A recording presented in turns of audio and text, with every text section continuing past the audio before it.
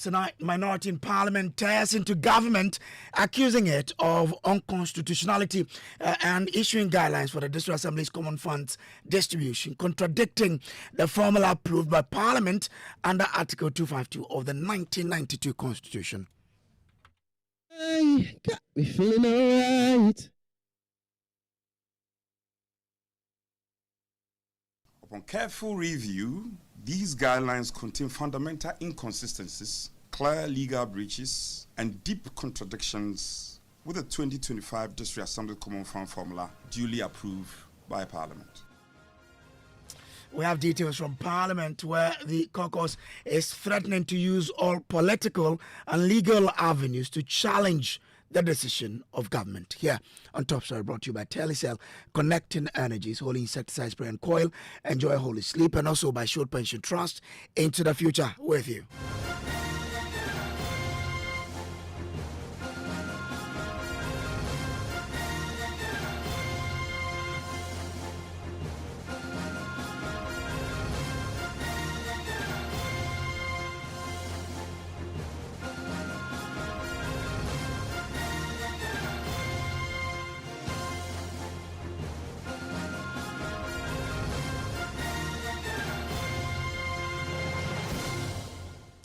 Well, the Ghanaian government is facing heat from the minority in parliament over the distribution of the District Assemblies Common Fund. Minority Chief Whip Frank Anodompre alleges the government has unconstitutionally issued guidelines for the fund's distribution, contradicting the formula approved by Parliament under Article 252 of the 1992 Constitution. Now, Anodompre claims the guidelines are, quote, unquote, constitutionally inconsistent and point to alleged fiscal mismanagement under the NDC administration. The minority is calling for accountability and adherence to the constitutional framework approved by Parliament.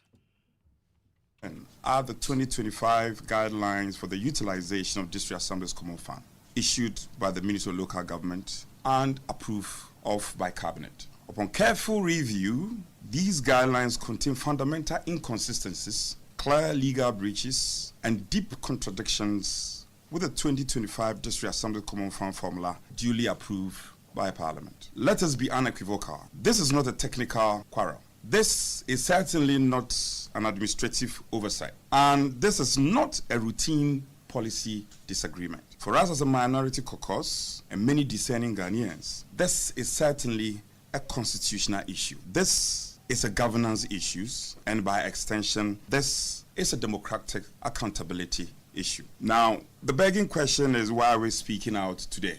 Article 252 of our cherished 1992 Constitution is clear and ambiguous. It vests in Parliament, and Parliament alone, the authority to determine the formula for the sharing of the District Assembly Common Fund across our 261 MMDAs. That authority is neither symbolic nor advisory. It is binding. In accordance with this mandate, Parliament approved the 2025 DACF formula allocating some 7.51 million Ghana cedis for the fiscal year and distributing it based on scientifically grounded equity drive model.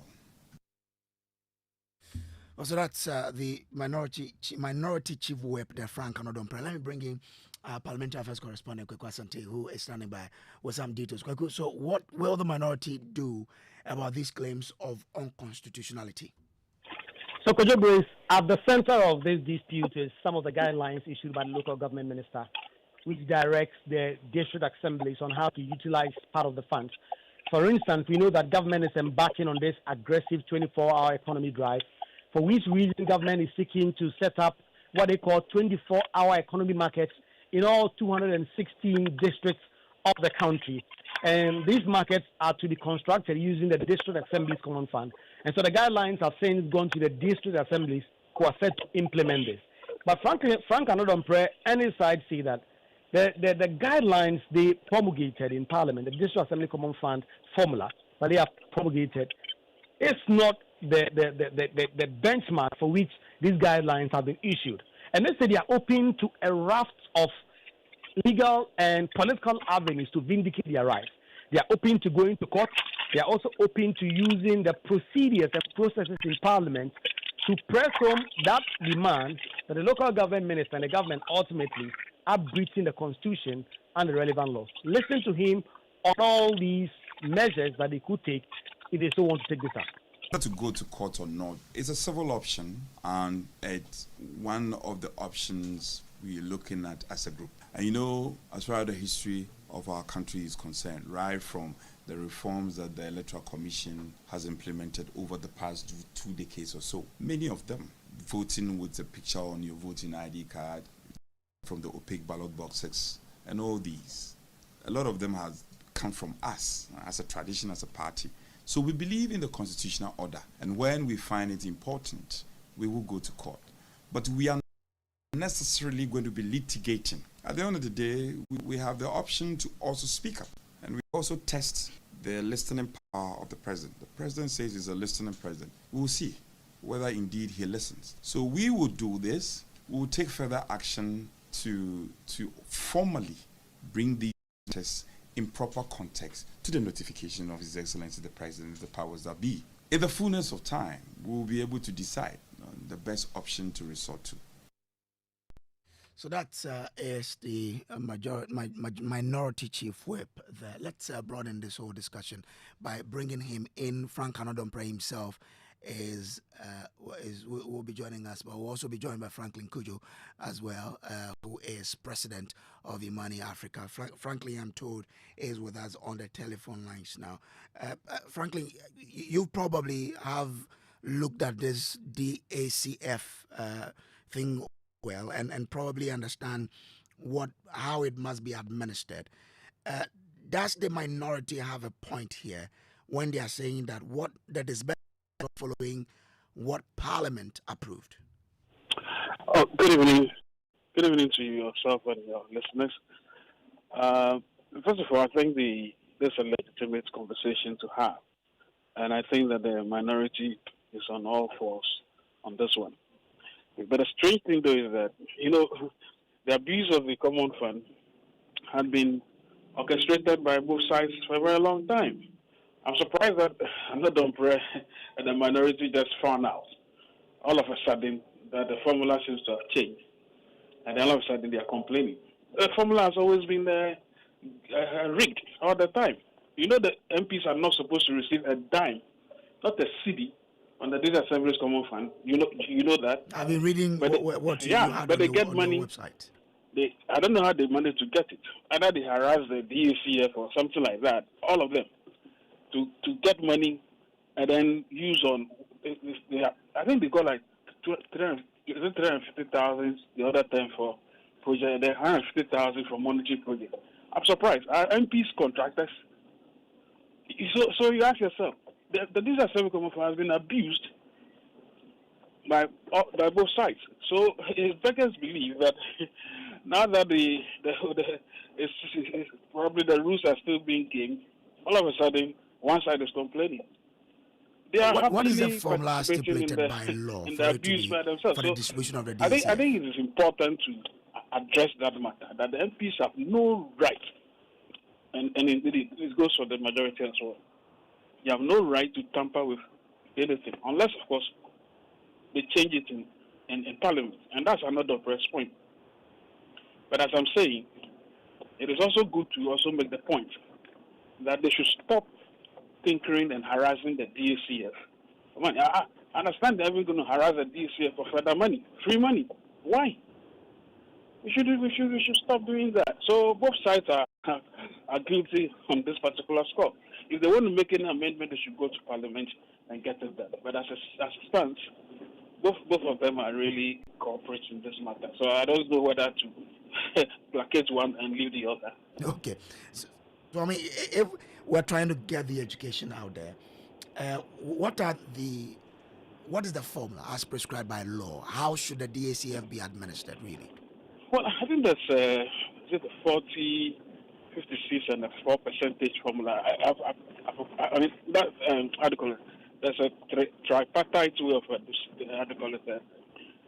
dividing the money up, right? So that comes 100%. I think a bit of it is actually based on the level of need, So So it does not lie in Parliament's hands to indicate how the DACF should be administered. Sorry, ask that again. Sorry. I'm asking that. Does it mean Parliament doesn't have a role to indicate or to direct how the DACF is administered? Not at all. In fact, it's actually laid out in law. It's true and it's right. What another person says, the minority says, is totally right. But in practice, it's been breached more than than it's been observed. I've just given an example of the DACF, which they are not supposed to receive a dime, but they keep on harassing and getting more money all the time. So this has come to them probably as a shocker. But and as I say, they all happily participate. So both sides must zilch and go back to the law and decide to change it if they want to change it. Otherwise, this is just, I think it's just all politics. Yeah. But must the focus be on the formula or on the objective of the fund, as in whether it bringing about the development that is needed or not? You know, once we get into those type of conversations, because again, the original formula is supposed to ensure equity. However, they're supposed to attain it. I think it's working as we speak. But it looks to me that what the NDC wants to do is actually use the same money, and this time around make it fiscally equal for every district. They may have a point, because if we look at the allocations they are making, markets, if they reduce everything to almost an average of about 10% for several of the initiatives they want to undertake, someone takes a look at this and say, oh, but this is fair, but is that the law? It's not the law. You understand? So, as I'm saying, both what the minority is saying is right, that it goes against what has been already approved by Parliament. So if anybody wants to change anything, they should go back to Parliament. I only please that both of them are actually guilty. Because all of them collect the District Assemblies Common Fund when they are not supposed to receive a dime. You understand? So in any case, if any one person is crying, well, both should be crying and go back to the law and change it. That's my point. So, for you, what you're saying is that in correcting this, we must go back to the law. Is that it, or there is something else that must be done? Oh yes, that's exactly what ought to be done. You see, otherwise, look, the next government comes and says, "Okay, me too, I want to change it," and they can easily do anything they want. Unfortunately, as I said, the DACF formula has been observed more in breach than in compliance. So this is a wake-up call. It's good that the minority is complaining. My suspicions are that if you look at the formula the NDC is using right now, which is again far away from the approved formula, it appears as though they may be, I mean, in political circles, I could tell me as trying to garner votes and then make sure you sort of emasculate the opposition. That's exactly what I feel. I feel the minority is worried about. But as I say, exactly the point. So you complain about one side, but you've forgotten that you're happily participating. As we speak, I'm told that both sides are ganging up to basically harass the DACF for more money when they are not supposed to receive a dime. You understand? They receive how much? They receive something. I think they get like 300,000 CDs for projects, and 150,000. But when their constituents are, for lack of a better word, harassing them for developmental projects, aren't they then also, entitled to get a percentage to then execute the project that their constituents are asking them for? I see in that write-up on your website that you disagree about the whole, but they are representing their constituent who also demand that they do developmental project. Well, they are representing people to make laws. I'm sure you've read the Constitution. Exactly. Yes. That's true. So they are not supposed to be. Building pilots and building lots of. They can contribute, but you see, even the more sensible thing to do when that argument comes is that anything you want to do, go to the DACF people, district assemblies, and suggest projects that should be done. You can say, "Oh, I suggested this, and it was done," but not to be giving money out of the DACF. Use as the way you want. Some use it for funerals, some use it for weddings. What's that? They're not supposed to receive a dime from the DACF. So the argument that, they are development agents, who made them development agents? They are supposed to be lawmakers. If by extension, because of the position they occupy in society, people see them and ask for all sorts of favors, which I understand, they should go to work with the district assemblies and say, okay, look, I see that there are overwhelming needs in this area. Could you allocate some of the money for something like this? And then they can work together. But, one person is undermining the other. The district assembly guys somehow looking to contest the MP. So there's no peace, you understand? So that's not a reason why we should divide the money and give to anybody. I think the DACF has to be respected. So as for you, it's a no-no for MPs, and they no cannot be changed for even both. though times this one have as changed. well as the original. I'm surprised the Northern Press quiet on the the pillaging of the DACF by both sides, which is against the law, by the way. They say they will go to court. Yeah, but you see, when they go to court, it will be funny because you see, well, they may, but I guess some people can also contact you and say, look, what are you talking? Even the judges would probably say, but you cry. Why are you here? All of you already participating. Call has been put on hold. Please wait. Making the DACF. Your call has been put on hold. Hello? Please wait. I'm with you, sir. Yeah, both of you, both parties participate in disregarding the law anyway. So now that this one seems to be biting a bit more, you have come here to complain. Go and fix it in Parliament. I'm sure that's what the judges will tell them. But if the MP's component they do get, though, as you are given the education, is not legal, if it has not created a problem, why fix it? Who told you it's not created a problem? Do you know how much money was supposed to be allocated to the DACF, I think last year or 2 years ago?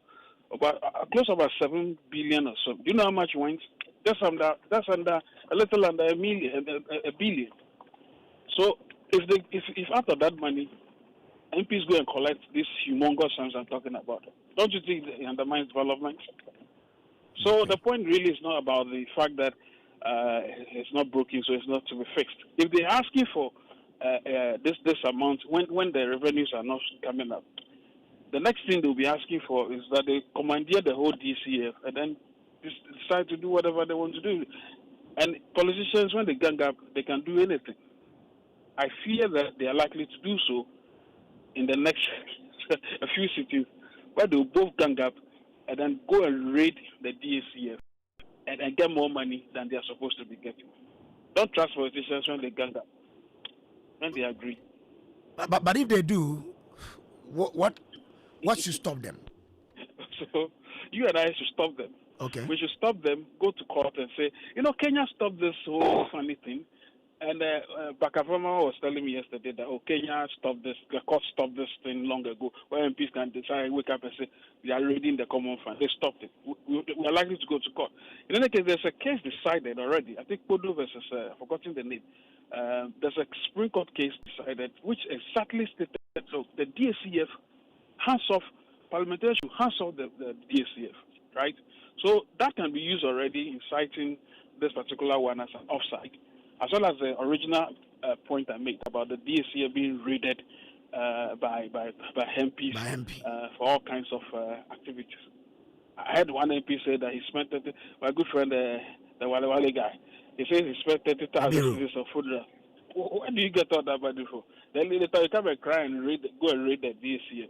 We will not give a dime to you again. And I think if they go further and do that, we'll go to court and stop them. Okay. Frankly, please do stay with me. Let me bring in Alfred J. He is NALAC president, joining us on the lines now. Mr. J, I'm grateful to you for joining. Thank you can very you share much. what's the current formula for distributing the DACF now? Okay, so I want to listen to your discussion. From the minority point of let's start from the minority point of view, okay?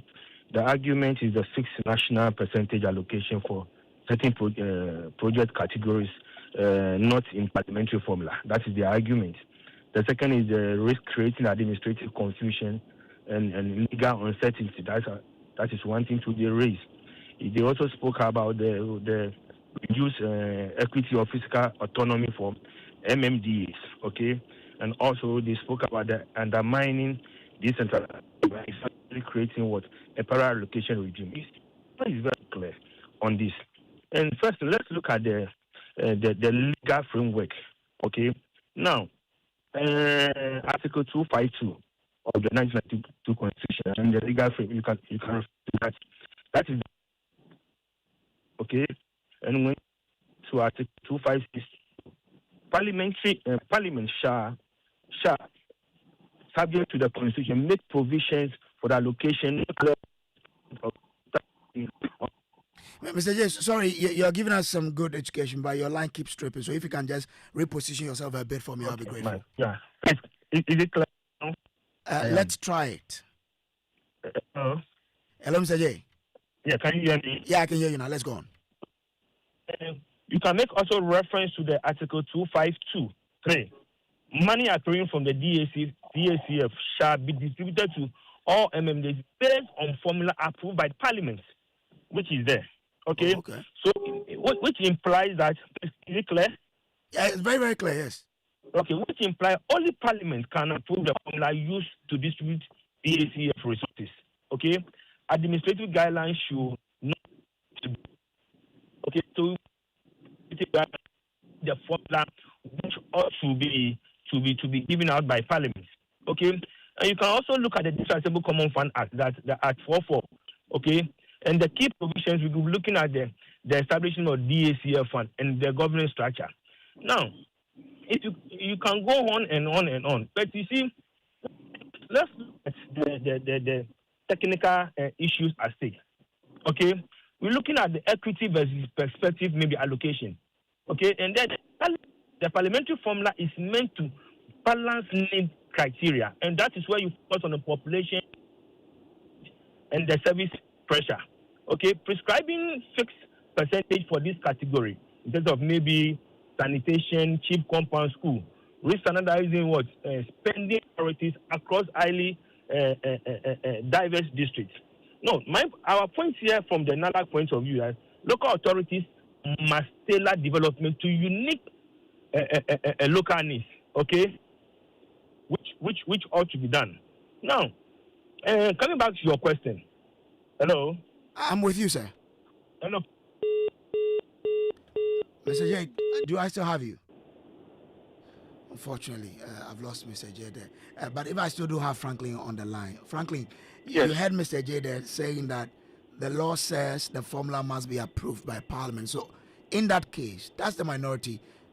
Have a point here because the law prescribes that the Parliament should then dictate the formula for which the DACF should be shared. Yes, as I say, I agree, as I said earlier, that the formula is cast in stone, right? So what you need to do is to be tinkering around it, depending on the allocations you have for a year, because you never really get all the money that you want anyway. So whatever amount you get, there's a formula that is supposed to guide all these allocations. So that is cast in stone. The problem is that, as I said, these things are observed more in breach than in practice. Okay. And the number one crime that both sides commit is basically harassing the fund, harassing the fund for money, claiming they're development agents. They should go to the districts and work with the DCs and MCs and say, okay, I want this project done, but not to be giving the money and do as they please. It's wrong. So that's the first sin. Okay. The second sin is what another press is referring to. But he needs to cure himself of the original sin, he and the majority, before they even talk about this. So that's the point I'm making. If they go to court, I'm sure the judge will say, look, you are all sinners. Go and deal with your sins in Parliament. Okay. I'm grateful to you, Mr. Franklin My Kojo, pleasure. for joining us here. Franklin Kojo is the president for Imani Africa. Alfred Ajay, who is now president, has rejoined us. Alfred, so you're making a point about the fact that NALAC has a certain perspective on this particular discussion. So ask a question. So you were talking about, so I just wanted to find out, I mean, you've stated that Parliament must approve a certain formula. What formula have you been given at the local assembly in terms of how you should distribute to the DACF? Hello, Mr. J. Come on. Hello. Yes, I'm asking whether the formula you've been given ties in with what Parliament, prescribed? The formula is clearly stated in the District Assemblies Common Fund Act. That's the Act 455. Okay. Okay, the Act 455. Okay, which says that the law in which. Hello. I'm with you, sir. Yeah, the Act 455. Okay. Yeah. Okay. Now, the argument is about the fact that some people say the MPs, and I've been speaking to Mr. Kojo a while ago. He says MPs do not have any right to even take a portion of the DACF. Is that a position that NALAG also shares in? Hello, Mr. J. After J, do I still have you? Unfortunately, we're having challenges with Alfred J's line. He is president of NALAG. I wanted to really get him to share with us his perspective on the position coming in from Parliament today. But I'm sure the discussion is not going to die down soon about whether, the minority have a point. But they say they will go to court. The Imani Africa is also indicating that, well, they might also go to court to challenge how MPs do get portions of this whole District Assembly Common Fund. Well, this has been Top Story, brought to you always by Telecel, Connecting Energies, Holy Insecticide Spray and Coil, Enjoy Holy Sleep, and also by Shield Pension Trust, into the future with you. My name is Samuel Kojo. Brace, well, let's end it here. Up next will be Newsnight after these. To put smiles on the faces of those you love. Daddy, thanks for the tea cash, okay? I love you. That's my daughter, Angela. Caring for my parents, that's my duty. I also get to pay my utility bills easily with Telecel Cash. And to the suppliers at my shop. Hello, sir. Telecel Cash payment received right on time. Thank you. I get to make them smile because I can pay to my suppliers' merchant numbers, even on other networks directly. My dear ones. We keep the connection stronger when our family, friends, and business relations are happy. Live on cash, enjoy convenience, and make those who matter smile when you send them money with Telecel Cash. Telecel, connecting energies. Couldn't sleep at night. Mosquitoes will be whining my ears, bugging me all night long. Till I got a remedy. Now I'll be spraying them away with holy insecticide spray. I go spray them away with holy insecticide spray. When I sleep, me dana mada with holy insecticide spray. Holy mosquito coil, holy multi-purpose insecticide spray. Dana kron kron. For bulk purchase, call 0302 681582. This advert is FDA approved.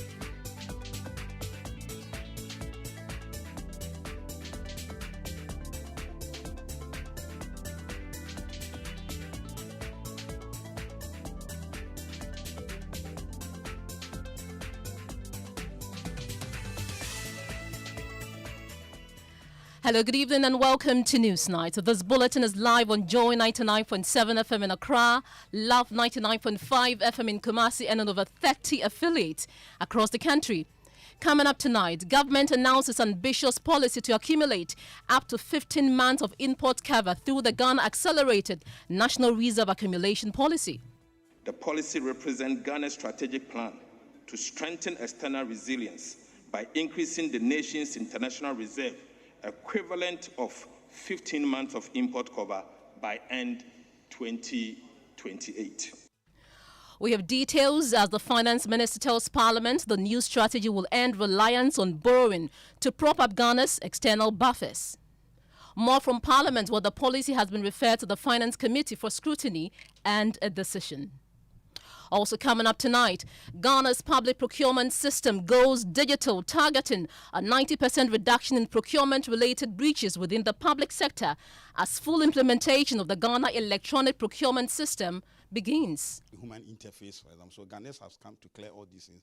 Now, for Weeks for Transparency, it's 100% assured. Also to people to have confidence in the procurement system. We have details as the Public Procurement Authority says the system has already covered 51% of public institutions nationwide and is projecting full coverage by the end of the year. In business, interest rates projected to hit single digit by the end of this year. We'll be getting you more details on what is influencing this projection.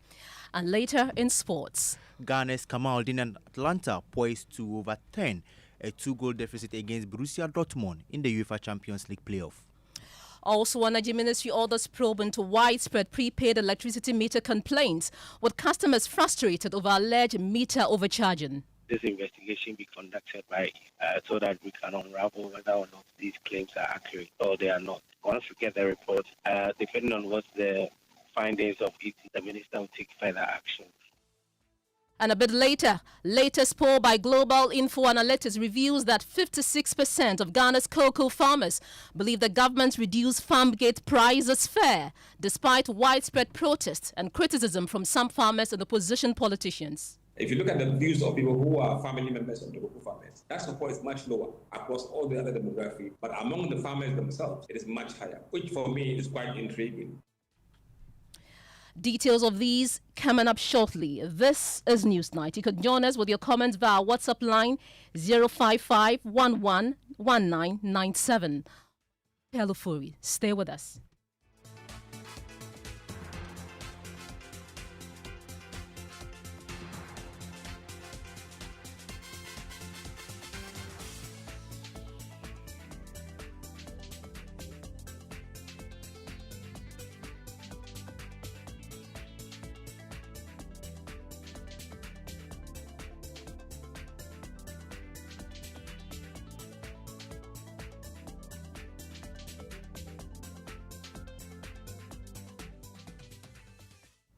In our first story tonight, government has announced an ambitious plan to build up to 15 months of import cover under the Ghana Accelerated National Reserve Accumulation Policy. Now presenting the framework to Parliament, the Finance Minister, Dr. Kasiel Atiforsen, said the policy is designed to strengthen macroeconomic stability, protect the city against external shocks, and reduce the country's dependence on borrowing to support foreign reserves. The minister explained that the strategy will combine disciplined fiscal management, enhance foreign exchange inflows, and targeted reserve buffers to safeguard Ghana's economy against global volatility. Have a listen. The current gross international reserves level is above the traditional. The current gross international reserves level is above the traditional reserve benchmark of 3 months of import cover. This is, however, not sufficient to provide adequate self-insurance against disruptive economic shocks and its impact on the exchange rate, like the historical depreciation of the currency in the year 2022 and 2023. To strengthen Ghana's resilience to economic shocks, Cabinet has approved the Ghana Accelerated National Reserve Accumulation Policy. The policy represents Ghana's strategic plan to strengthen external resilience by increasing the nation's international reserve equivalent of 15 months of import cover by end 2028. So, Speaker, this policy is anchored on the objectives of the Ghana Gold Board Act, Act 1140, which mandates the Ghana Gold Board to generate foreign exchange for the country and support gold reserves accumulation by the Bank of Ghana. The policy is also informed by the country's cycle of economic downturns, recent macroeconomic development, global risk assessment, and Ghana's long-term economic transformation agenda. Mr. Speaker, historically, Ghana has relied heavily on inflows from gold, cocoa, and crude oil export to build international reserves. However, over the last decade, the country has relied largely on costly swaps, sale and buybacks, and other short-term facilities, as well as Eurobond borrowings to build international reserves, resulting in significant debt service obligation to the people of Ghana. Mr. Speaker, these developments in the last decade led to the unsustainable debt situation in 2022. And our parliamentary affairs correspondent, Kweku Asante, joins me with more. So, Kweku, you were in the House today. The finance minister insists that the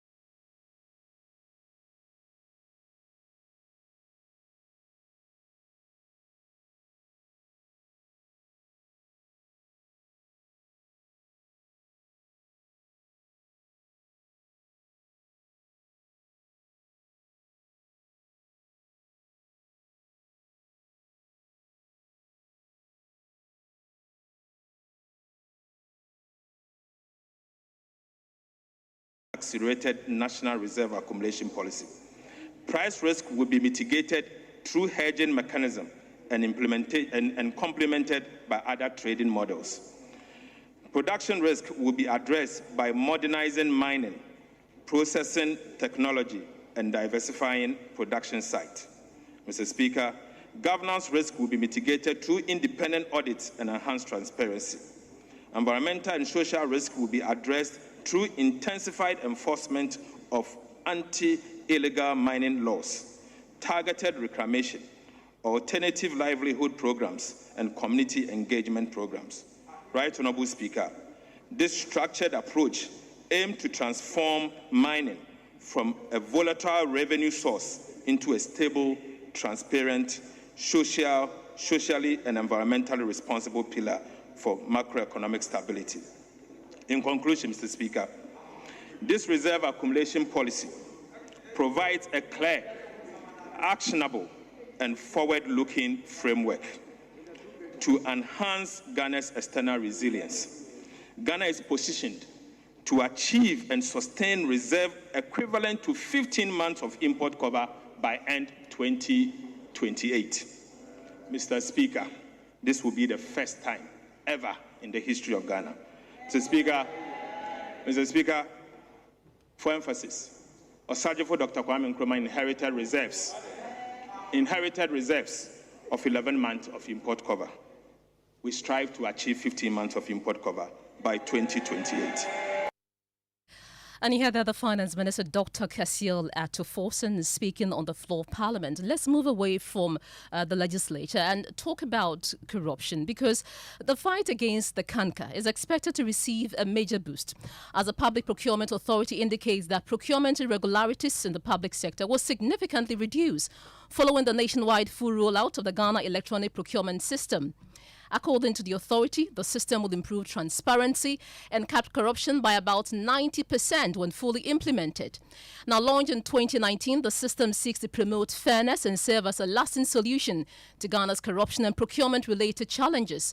Speaking to the media during a training session for staff at the Ministry of Defence in Accra, Director of Policy, Planning and Research at the Public Procurement Authority, Clement Owusu-Fojo, said the manual procurement system is fraught with challenges, adding that the new digital initiative offers a sustainable solution to the country's procurement difficulties. We have a lot of challenges in terms of transparency, collusion, and so administrative costs, and so human interface for them. So Ghanaians have come to clear all these things. Now, for weeks for transparency, it's 100% assured. Also, to people to have confidence in the procurement system, the Ghanaians is the way to go. And as I said, it will eliminate all these corruption issues that you are talking about because of the limitation of human interface. And when you ask me the challenges with the Ghanaians, some of them may be the internet connectivity, for example, and also, just as we are doing there, we have to build the capacity because it's a new one. People are used to the manual. Well, let's bring you more on this because the Director of Procurement of the Ministry of Defence, Theophilus Okine, says the ministry has already begun benefiting from the system since adopting it and called for measures to ensure its sustainability. Great, indeed. Already, the procurement process itself is transparent and it reduces corruption. But if you look at the electronic procurement system, that's the GANEPS, it is just the normal processes we have already been implementing that has been translated or transported onto the online or onto the system. So all the processes and the activities we have been undertaking or executing is being done online. So for instance, our adverts, we have the adverts online. Sometimes we also do have some in the newspapers. Now, formerly we used to receive the bids physically. With the GANEPS, the tenders are going to submit through electronics, so there's no contact, you understand? So I think that's the first step to the reduction of corruption. You don't see the human interface. Everything is through the system.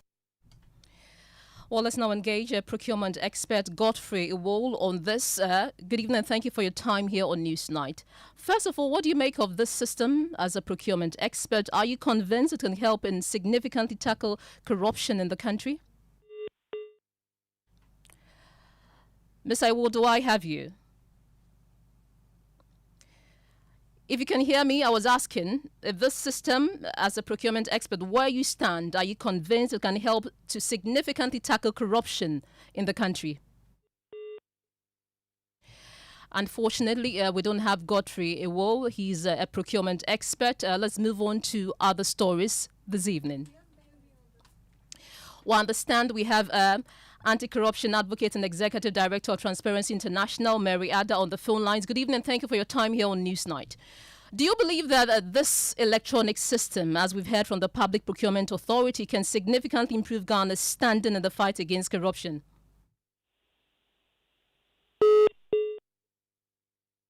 We seem to be having some challenges with our telephone line, so we'll bring you other stories now. And the Ministry of Energy and Green Transition has taken action to address a growing concern over prepaid electricity meters, directing the Electricity Company of Ghana to investigate complaints of unusually fast credit depletion. Many customers are questioning whether they are being overcharged or if their meters are malfunctioning, taking to social media to express their frustration. The Minister, John Jinapo, has instructed ECG to conduct a thorough probe and submit a comprehensive report within 7 days. While some customers have been sharing their experiences online, and my colleague Stephen is here to give us more on that. So, Stephen, share with us some of the concerns of the frustrated customers. Let's start with X, formerly Twitter. Well, On X, Chief Priest Abrantia with the handle Mensa Duncan says in November 2025, I bought 950 Ghana cedis prepaid credits. In December 2025, I bought 1,150. I was home alone during the holidays because my family traveled. In January 2026, I bought 1,570. I haven't purchased any new appliances since August 2025. Yet, the prepaid credits runs out quickly. Godson Tenge with the handle Godson Tenge on X also says, previously I spent less than 200 Ghana cedis per month. Now even 400 cedis does not last till the end of the month. There's something we are not told. Hannah Swansea with the handle Hannah Swansea on X also says, very true. I think ECJ should come and explain what's happening. I've been wondering why prepaid meters are running so fast. I thought I was the only one. Some comments on Facebook also says, Selome Brantier on Facebook says, I now spend more than 700 cedis a week on electricity at home. At this rate, the average spend on electricity is more than rent. Oliver Bakavoma on Facebook also says, I was complaining about my 2,000 Ghana cedis ECG credits running out in 1.5 months, even though I am never home, only to find out someone spends 1,500 in 10 days. Sorry, I withdraw my case. These are some of the comments on Facebook and X.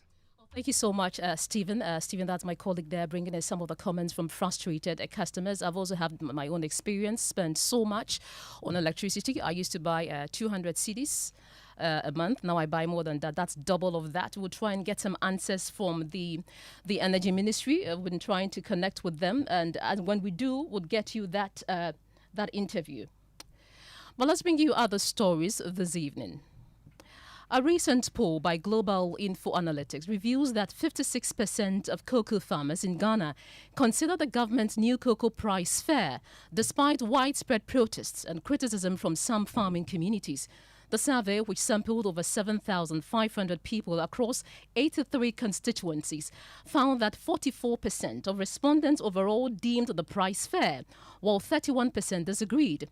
The price reduction from 3,625 cedis to 2,587 cedis per bag has triggered protests and debate, with some farmers citing increased financial strain. Now, regional disparities are notable, with Western North showing the highest disaffection at 62%. Executive Director of Global Info Analytics, Musa Dankwa, breaks down the findings. In terms of fairness, about 44% of all respondents say it is fair. Unfair, 31%. And those who are neutral is about 26%. But if you break it down into this demographic, that's what we found. 56% of farmers who are cocoa farmers believe that the prices are fair. Only 11% were saying it's unfair. In fact, if you look at the views of people who are family members of the cocoa farmers, that support is much lower across all the other demography, but among the farmers themselves, it is much higher, which for me is quite intriguing. Perhaps they understand more than we do in terms of the implication of what is going on in the sector.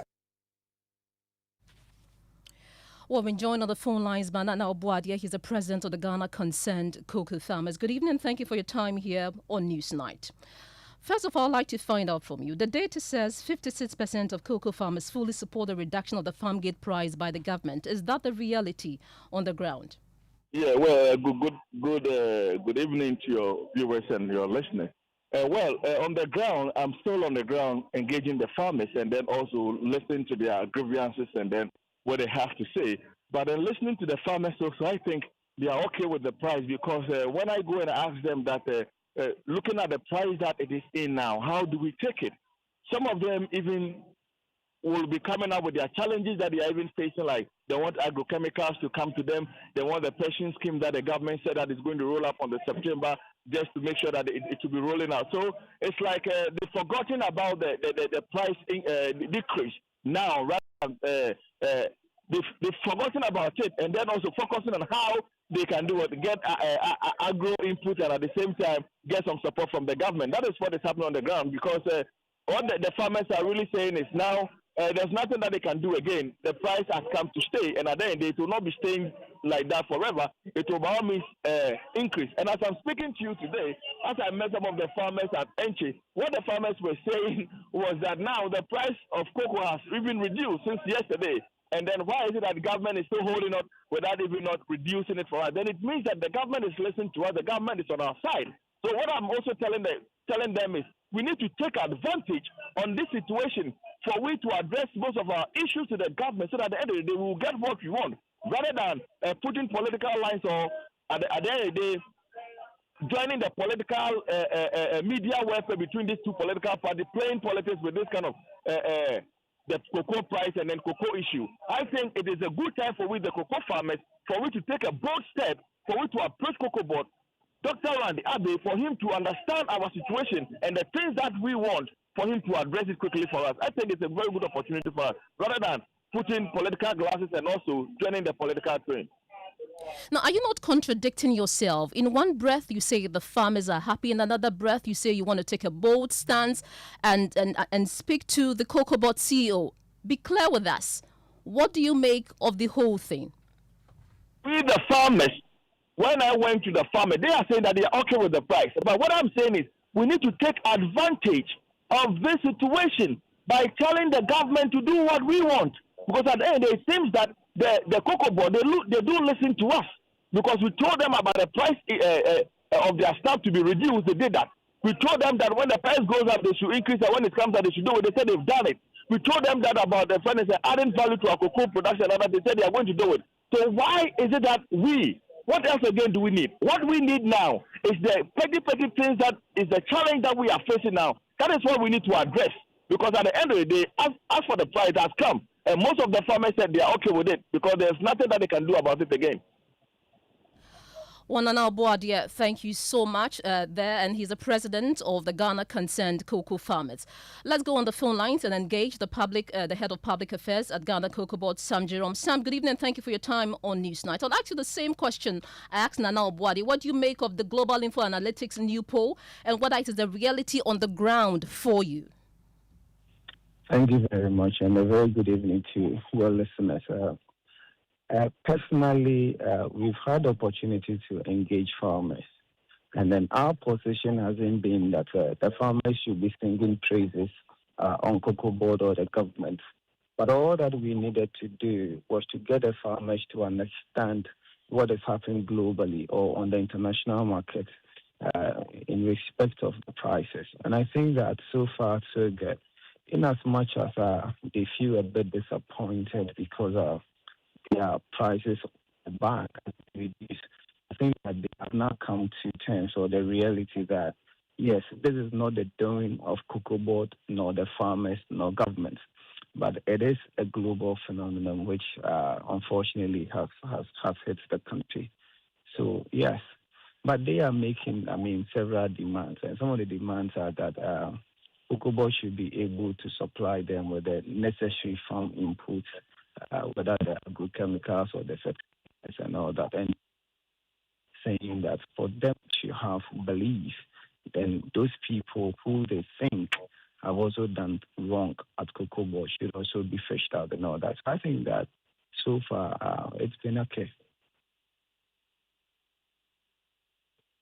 Jerome, please, are you there? Yes, I'm here. So moving forward, like you stated, government will still continue to engage the cocoa farmers on the cocoa price, or you leave it as it is and then focus on the raft of measures you have announced to rejuvenate the sector?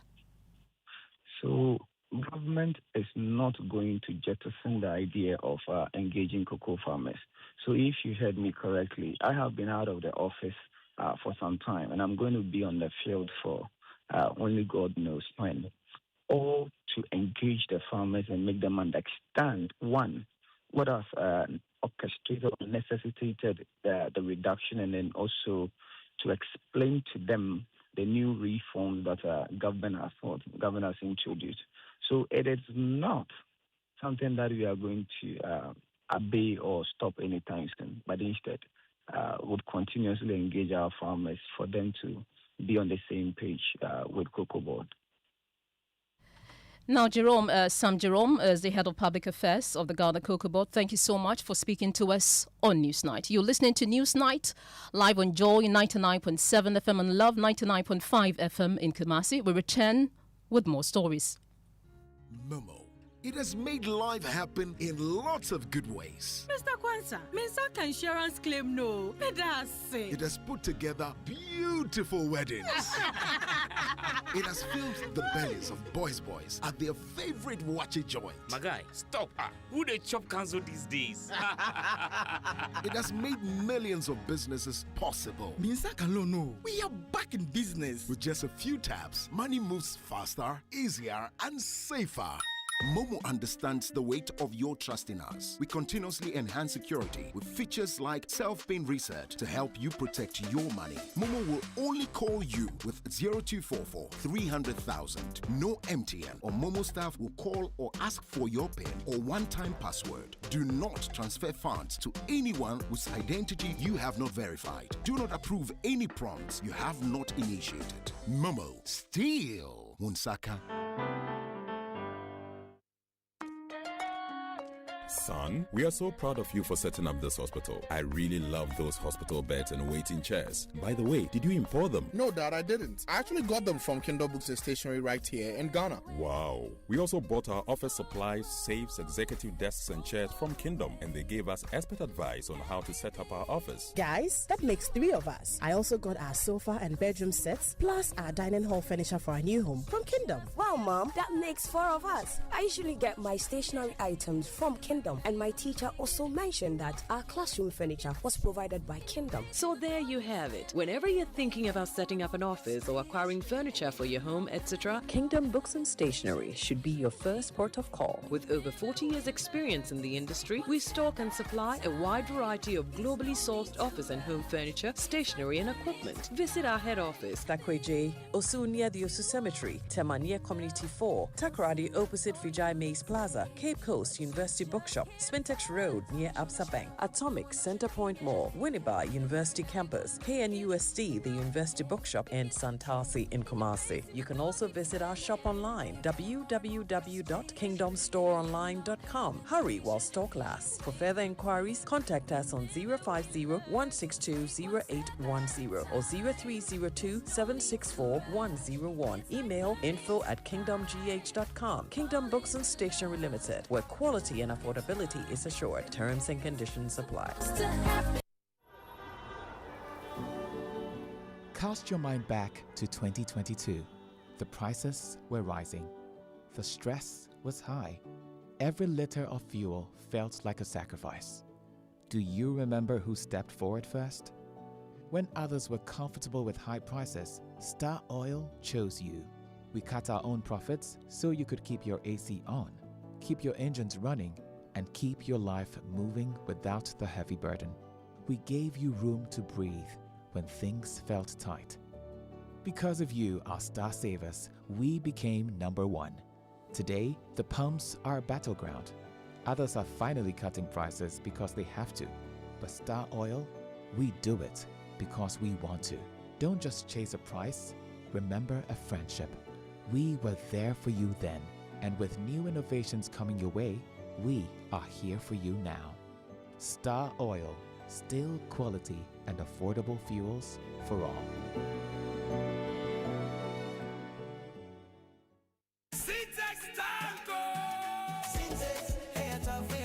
If you want quality, this be where you belong.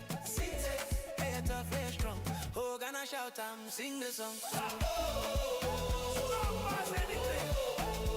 When the sun they hot, syntax no break. When the rain they fall, still no shake. Builders they choose and plumbers they prove. Any project you they start.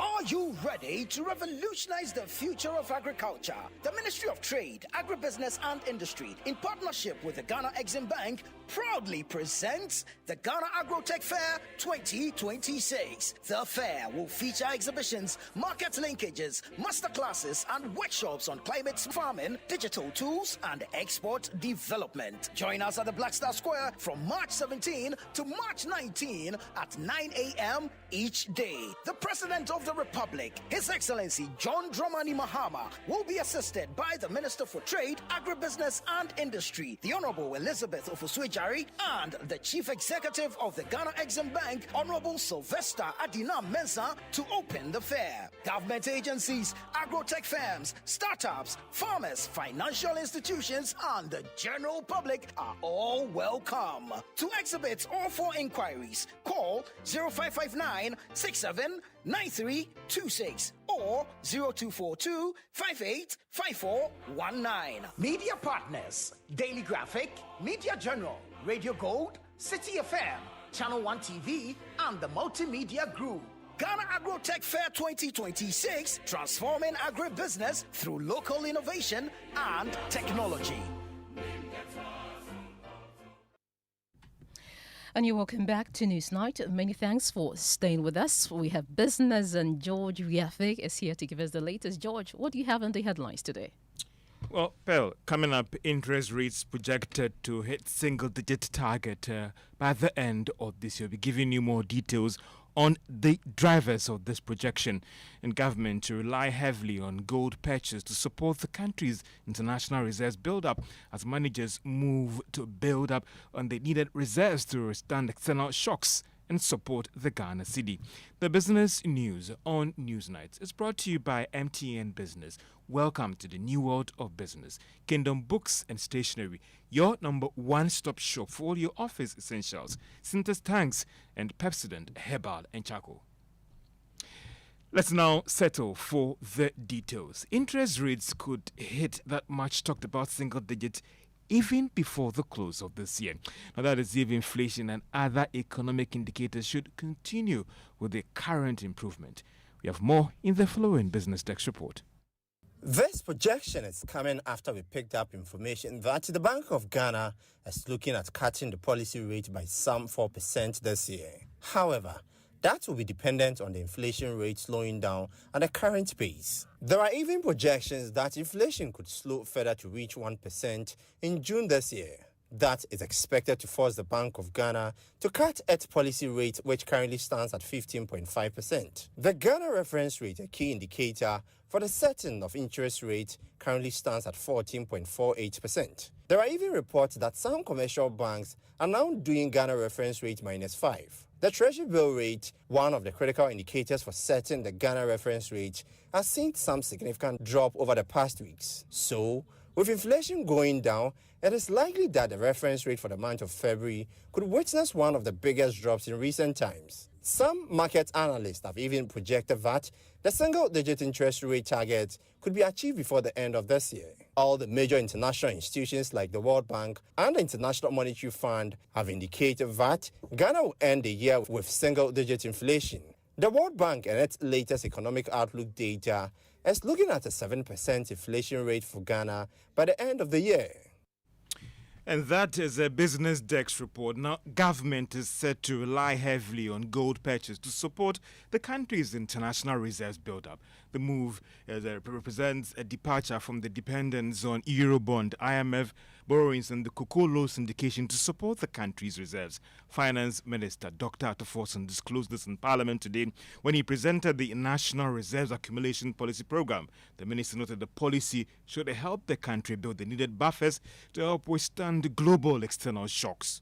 Mr. Speaker, given these uncertainties, the conventional threshold of 3 months of import cover is no longer adequate for any country. Government therefore seeks to accumulate a strategic buffer beyond the conventional reserve adequacy levels and build an economic war chest of 15 months of import cover by end 2028. And this is to safeguard macroeconomic stability, break the cycle of economic downturns, sustain confidence in the currency, and improve investor confidence. Also to reduce exposure to external shocks and support long-term economic transformation of our dear country. Mr. Speaker, the objective of this policy is to build reserves to 15 months of import cover to support Ghana's long-term economic transformation without compromising economic stability. That was the Finance Minister, Dr. Attoforson. Government under this policy is targeting up to 15 months of import cover by the end of 2028. Now, prices of petroleum products are set to go up marginally from the beginning of next month. That's according to the Chamber of Petroleum Consumers. Petrol is expected to go up marginally by almost 4%. Diesel should do a little over 1%, whilst LPG is expected to do maybe about 1% hike. Now, the spike in these petroleum hike has been influenced by the rising prices of crude oil on the international market and the recent pressure on the Ghana cedi. The Chamber of Petroleum Consumers and its market update argues that some of the oil marketing companies could actually move to keep prices unchanged at the pumps. Now, players in the microfinance sector fear that they might not be able to meet the new capital requirement by the end of this year. Now, this is coming after the Bank of Ghana raised the capital to 50 million Ghana cedis, and that should be met by the end of this year, whilst new entrants should be paying up to 100 million Ghana cedis. Chief Executive Association of Savings and Loans, Kojo, says the timing could be described as challenging. He, however, welcomed the proposed reforms. The sector reform proposed by the central bank is actually very timely and necessary. They actually move the sector from fragmentation and weak oversight to stronger, better governed institutions that can genuinely support financial inclusion. Our members are actually prepared. So I can say that preparedness varies among the institutions, but awareness is very high. You see that many of the institutions are already strengthening their capital levels. They are also improving governance and then issue of compliance, while others are actually restructuring their institutions and going for partnerships among others. Chief Executive of the Association of Savings and Loans Company, Chinebua Kodiabuache. Now, Nexans Cable Metal Ghana is reinforcing its dominance in the country's electrical materials in the industry with the rollout of its low-smoke anti-counterfeit cable, positioning the company at the forefront of safety and compliance. Speaking in an interview with Joy Business after the launch, Chief Executive of the company, Alexander Kojo, says that the innovation builds on the firm's legacy of industry leadership. Last year, we were the first to go solar with the powering of our plant in Tema. The introduction of the anti-counterfeit cable is another strive in that regard. The era of ordinary PVC cables is coming to an end, and this marks the dawn of the use of the low-smoke anti-counterfeit cable, which is indeed a decision that saves lives. The anti-counterfeit feature of this low-smoke anti-counterfeit cable would enable the end user to attest for themselves and to authenticate that indeed the cable they are using is qualified, certified Nexans cable metal. Download the Nexans app on your phone, scan the cable itself, and if it is Nexans certified, qualified anti-counterfeit cable, it will tick as approved. Alexander Kwakupum is Chief Executive of Nexans Cable Metal Ghana Limited. And that's all for Business on Newsnight. So if we should go by what the Chamber of Petroleum Consumers are saying, then prices of petroleum products should be going up marginally from the beginning of next month. That's not good news for me. Yeah. All right. Bye-bye. George, thank you so much for bringing us the latest in the world of business. You're listening to Newsnight. Let's go back to our earlier story where the Ministry of Energy and Green Transition has taken action to address a growing concern of our prepaid electricity meters. It's directed the ECG to investigate complaints of unusually fast credit depletion. We have on the phone lines a spokesperson of the Ministry of Energy, Richmond Roxon. Good evening. Thank you for your time here on Newsnight. Now, first of all, what exactly has the Ministry of Energy directed the ECG to investigate with regards to this issue? Can you give us the details? Good evening to you, Pearl, and then good evening to your cherished listeners. And so the last couple of days, we've had a growing number of complaints from citizens and businesses that suddenly they feel that if they purchase what normally we call prepaid for our electricity, it doesn't last long. And that, for want of a better description, it runs faster than what it's supposed to be.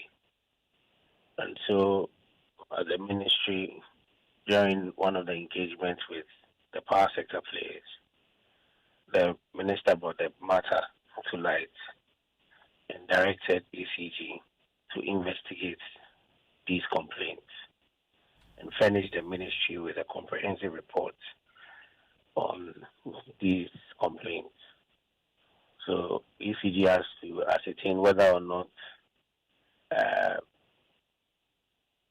we have any faulty meters, whether or not there's any calibration issue with our meters, whether or not it's overbilling customers or it's actually billing right. And once the minister receives the report, they will be guided on what the next steps will be. And you've given them how many days to submit, to do the investigation and submit this report to you? 7 days. 7 days, you say. Have you received any response from the ECG, whether they can indeed conclude the investigation and submit the report within the stipulated time? That's a directive by the minister who supervises the sector. And so once that directive has been given, the agency needs to comply. If they have any challenge, I'm sure that they can engage the minister on that. But looking at the nature of the issue and how sensitive it is, the minister believes that 7 days is appropriate to get a response from ECG. So if this investigation finds irregularities or abnormalities, what remedies will be taken? Will customers be refunded? There are a number of remedies available. And the minister did not mean for it when he gave this directive, that if there's any anomaly, consumers must be compensated. If there's any issue with the faulty meter, those meters must be replaced. If it means that people have to be refunded for money that they've paid, that will be done. If it also means that there should be any mechanism for compensation as recommended, that will also be done. And don't forget that beyond the minister giving this directive, you have the regulator who is also looking keenly on. So PURC is very much interested in what this directive is and what the results will be. And so once you find any anomaly, you should be rest assured that the government will take action in collaboration with the regulator. Well, Richmond Roxon is the spokesperson of the Energy Ministry. Thank you so much for your time here on Newsnight. Let's go back to one of the stories we brought to you earlier, where Ghana's public procurement system goes digital. It's targeting a 90% reduction in procurement-related breaches within the public sector. Let's go on the phone lines and engage Mary Ada. She's an anti-corruption advocate and executive director of Transparency International Ghana. Good evening and thank you for your time here on Newsnight.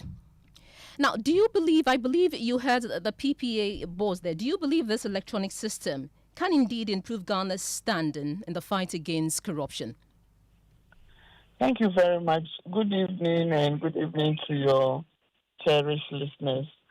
Yes, I believe the Ghana's agenda is a laudable one. It's been tested, it's been tried, and it's been there for some time now.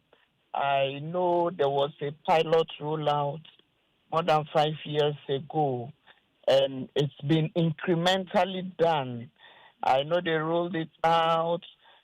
Trainings happened for all institutions, and particularly Ministry of Health also got to do the pilots. And this was good because we believe that transparency in the systems are very important. One of the World Bank's IMF's requirements under our current regime was to ensure that this was done well and also integrated with the gift mix to ensure that there is also enforcement and compliance. And it's happened. So for us, it's a good initiative that we are pursuing the digitalization agenda very well. If you look at the PPA website and also the information they've rolled out, it shows that they are continuously rolling out this process to all the ministries, the departments, and agencies. And we know that when there's transparency, the tendency to reduce the darkness is very important. So we are particularly applauding the PPA for pushing the agenda and ensuring that what they said they would do, they are doing it. But we all also know that getting systems in place does not curb or cure people who would still want to engage in mischief. So for us, we are looking out for the PPA, ensuring that those who do not comply are sanctioned in a way that it doesn't allow anybody to want to engage in wrongful behavior when it comes to the procurement agenda. A good initiative, you say, but I'm just wondering what potential loopholes you think government should guard against to ensure that this system is not compromised over time. And so, as they mentioned earlier, there are a lot of things that happen. Collusion could be one. There are people in the procurement cycle. We have the annual plans that are produced, and then they are supposed to be uploaded. There is still the gap of working on the manual system, and that is a big gap because either we are going for an amendment of our current law to ensure that everybody compulsorily must do online. Then it keeps the manual nature of things. So we are saying that integrate with gift mix at the beginning of the year. Do not do your plan and just deposit it. Put it on the system and let gift mix then track those who have put in their procurement, those who have gone through the process, and then the payment is done. Otherwise, we'll still have that challenge of having entities who procure doing it manually. They already mentioned, and that's a big one. We can't run those two systems. People would say the other challenge is issue of connectivity and people in some parts of Ghana not having access, which could impede this. But I believe that when we are committed to a cause, we need to also roll out the infrastructure that is required to make the system function faultlessly. So for me, I think it's time that every agency that is using this system must be given the needed capacity and also the needed logistics to ensure they work on this. So nobody says the system is not working and they do not have connectivity and would have to be exempted to use the manual system. Madam Mariada, anti-corruption advocate and executive director of Transparency International Ghana. It's always good to have you on the program.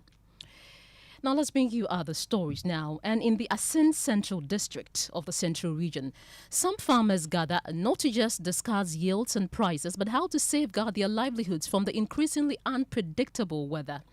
On Climate Evidence today, Kofi Edudomfe reports on how agriculture cooperatives can turn shared vulnerability into collective resilience. The critical challenge is a climatic change. That is the most critical challenge we had. Samuel Toby owns a 17-acre cocoa farm bordering a forest reserve. If you are not lucky, the cocoa can die. So it is a climatic change that is our main problem. Dr. Victor Owusu, whose research focuses on agrarian food systems and livelihood resilience, describes climate change as a planning nightmare for farmers. Predicting the onset of the rainfall is becoming difficult, and intermittently temperatures are also very high, so making planning for farming activities very difficult. And this is where the local cooperatives comes in. Agricultural cooperatives are emerging as a quiet but powerful force in Ghana's climate response. Abdul Rahman Ayitu Tete at the Cocoa Health and Extension Division of Cocoa Board describes cooperatives as essential allies in reaching farmers efficiently. They should not do more or new farms, but the ones that they have, we should rather maintain it so that we can maximize production from the farm. Experts say cooperatives are central to scaling climate adaptation across the country. Farmers are determined to keep production going, irrespective of the weather. At times, farmers lose hope, but the pruning, the irrigations, and other things also help a lot. So we benefit from it. Kofi Edudomfe reporting. And we have to do sports now. Benaya Dafia, my boys here. What do you have on sports, Benaya? And in the UEFA Champions League, Ghana's Kamaldeen Sulemana, his side, which is Atalanta, are leading Borussia Dortmund 2-0 at home at halftime in today's early kickoff.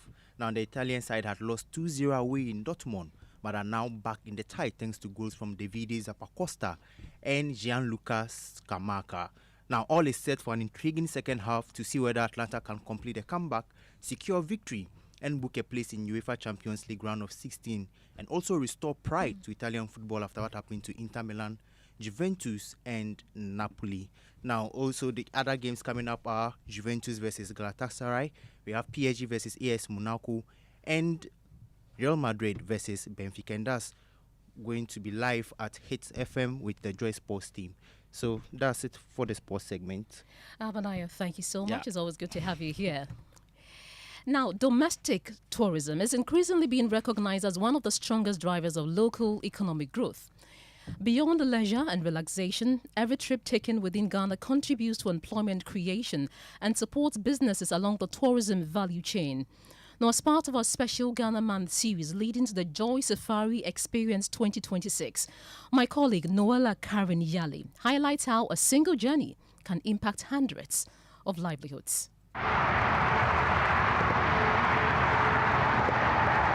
A weekend trip often begins simply.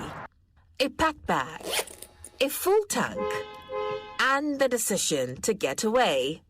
But long before travelers arrive at their destination, an economic journey has already begun. The receptionist preparing a room, the chef sourcing vegetables from a nearby farmer, the driver transporting guests, and a tour guide mapping out the day's adventure. Across Ghana's growing tourism industry, thousands of livelihoods depend on one decision, the decision to travel locally.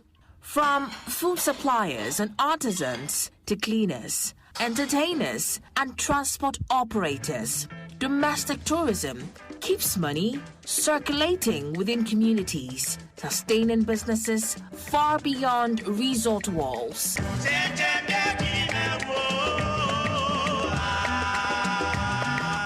Industry observers note that when Ghanaians explore destinations within their own country, tourism transforms from recreation into economic participation.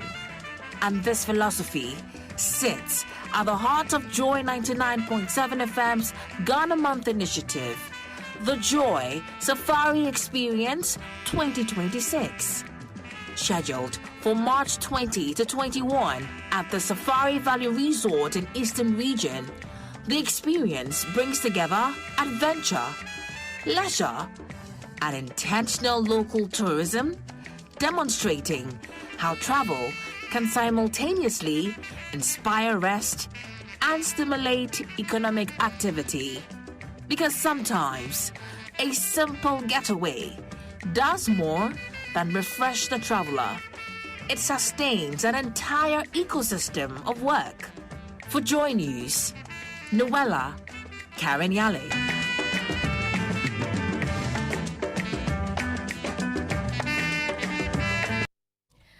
And of course, you had Noella there, a single getaway that's more than refresh the traveler. And you'd want to be part of the Joy Safari Experience 2026. That'll be all for News Night here on Joy 99.7. But before we go, I have a cover here. Pearl, there was a pause for a minute. We're good.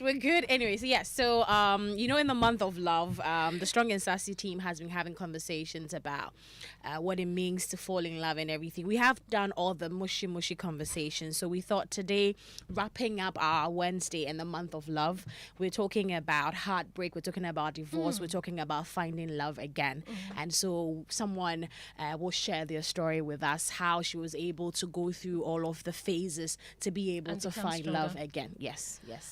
So you've experienced a heartbreak. This is the time to listen. To listen to the show because, I'm pretty sure she's going to be dropping, a lot of nuggets and stuff like that. And it's something that I'm actually quite interested in knowing, though, like opening my mind to the fact that, because sometimes when people get their hearts broken, they don't know how to really pick themselves up and, get their relationship back on track or their life back on track. And so we'll pick a few nuggets as well. And then we're hoping our listeners will also share in and, join in the conversation as well.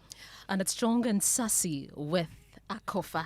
Absolutely. That comes so shortly. And before we go, we have some of the comments from some of our listeners who tuned in to listen to the program. Stephen would do that for us.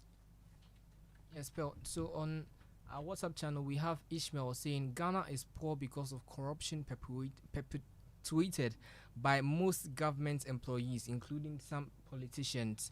PPA's new system is a good move, which must be supported by all well-meaning Ghanaians. Over 2 months now, there is no current in Kita, and as we are trying to reach ECG, it's become a fiasco, but they are now chasing us to take monthly bill fees. They don't provide any quality services to us. These are some of the comments on our WhatsApp channel. Thank you so much, Stephen Mensah. And that's how we wrap up the program. My name is Ofori, and thank you for spending time with us on Newsnight.